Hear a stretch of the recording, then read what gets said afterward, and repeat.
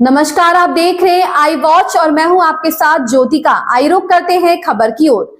भाजपा नेता सिद्धांशु त्रिवेदी ने कहा, दिल्ली हाईकोर्ट ने एक अवलोकन जारी किया है। दिल्ली की सरकार सीएजी की रिपोर्ट सदन के पटल पर रखने से अपने कदम पीछे खींच रही है। यह दुर्भाग्यपूर्ण है। अब यह बात और भी स्पष्ट हो जाती है कि दुर्भाग्यपूर्ण स्थिति केवल विकास कार्यों में नहीं दिख रही है, संवैधानिक व्यवस्था में भी अब यह दुर्भाग्यपूर्ण स्थिति दिखने लगी है। तकरीबन 1 दर्जन रिपोर्ट्स है जो दिल्ली सरकार की आर्थिक समीक्षा की रिपोर्ट है, जिसे दिल्ली विधानसभा के पटल पर नहीं रखा गया है। अगर वह अपनी सरकार की आय व्यय का लेखा रखने को आवश्यक नहीं मानते तो इससे यह साफ हो जाता है कि यह आपदा तो थी ही, लेकिन अब आम आदमी पार्टी की सरकार में संवैधानिक आपदा भी है।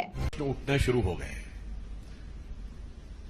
दिल्ली के सो कॉल्ड एक्चुअल मुख्यमंत्री, जो वास्तविक अर्थों में फैटल मुख्यमंत्री साबित हुए हैं, जो नित्य प्रति कार्य करने की बजाय उठकर एक सवाल पूछने लगते हैं, जबकि वो भारत के इतिहास की सबसे शक्तिशाली, संख्या की दृष्टि से सबसे शक्तिशाली सरकार उनके पास है, उसके बाद भी वो सवाल पूछते हैं। मगर आज कुछ बहुत गंभीर प्रश्न इस विषय के ऊपर उठकर खड़े हुए हैं कि जो सीएजी रिपोर्ट्स थी, आपको पता है कि सरकार के आर्थिक आय व्यय का मूल्यांकन CAG, comptroller and auditor general के द्वारा किया जाता है, राज्यों में भी और केंद्र में भी। मगर यह एक बड़ी विचित्र बात है कि स्वघोषित कट्टर ईमानदार एक संवैधानिक व्यवस्था के द्वारा अपने सरकार के कार्यों की आर्थिक समीक्षा को न सिर्फ होने देते नहीं देते, नकारते हैं और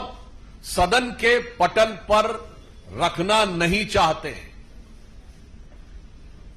और इसलिए दिल्ली हाईकोर्ट ने भी जो प्राप्त सूचना है मीडिया में, उसके अनुसार दिल्ली हाईकोर्ट ने एक ऑब्जर्वेशन यूज किया है कि Delhi government is dragging its feet, यानी अपने कदम खींच रही है इन प्लेसिंग द सीएजी रिपोर्ट, अर्थात दिल्ली की सरकार सीएजी की रिपोर्ट सदन के पटल पर रखने से कदम पीछे खींच रही है।